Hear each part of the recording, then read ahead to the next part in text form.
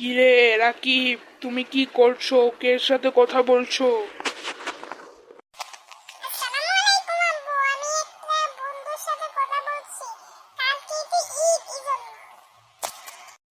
ও, খুব ভালো কথা। আচ্ছা, তোমার বন্ধু কি ঈদের শপিং করছে? তোমার বন্ধু কেমন আছে?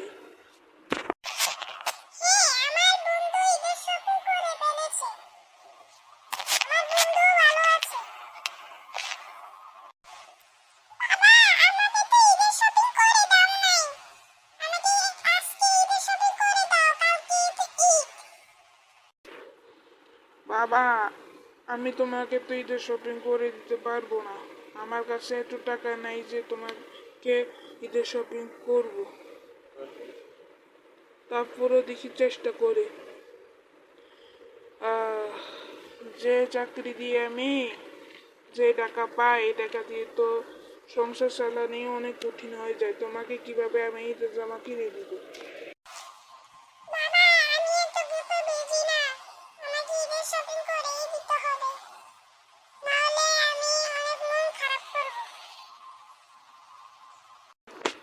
আচ্ছা, দেখি আমার মালিক থেকে কোনো টাকা নেওয়া যায় কিনা।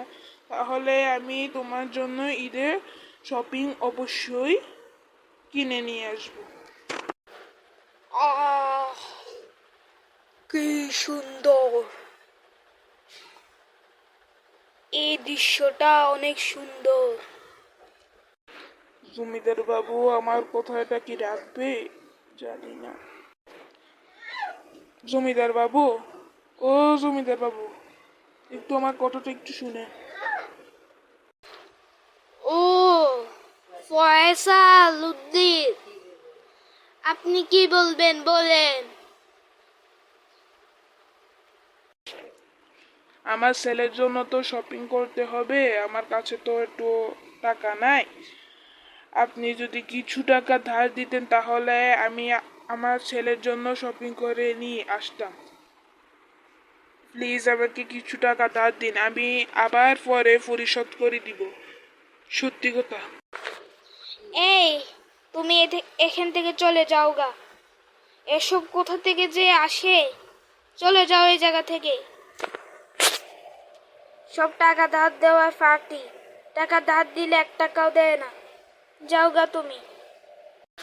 না, আমি এখন তোমাকে টাকা দিতে পারবো না। আমি আগেও তোমাকে টাকা দিছি, কিন্তু তুমি টাকাগুলো পরিশোধ করো নাই। ওইখানে 10,000-এর মতো টাকা ছিল, তুমি এগুলো পরিশোধ করো নাই। আমি তোমাকে টাকা দিব না, তুমি এখান থেকে চলে যাও। শুধু শুধু সময় নষ্ট করিও না।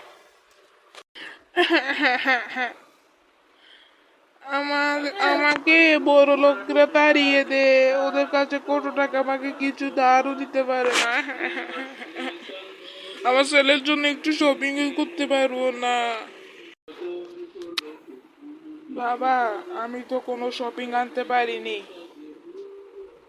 তুমি মন খারাপ করিও না, ওই বাড়িতে তোমাকে অবশ্যই আমি শপিং করে দিব।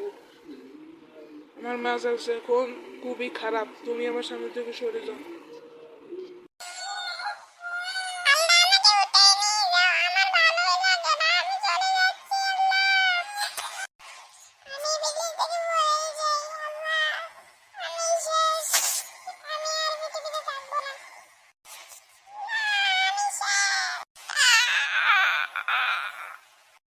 কিরে বাবা, তুই এরকম করে মাটিতে শুয়ে আছিস কেন?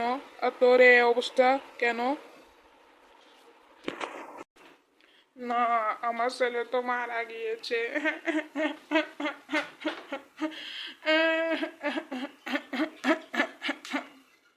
ভিডিওটা যদি ভালো লেগে থাকে অবশ্যই সাবস্ক্রাইব এবং লাইক করবেন।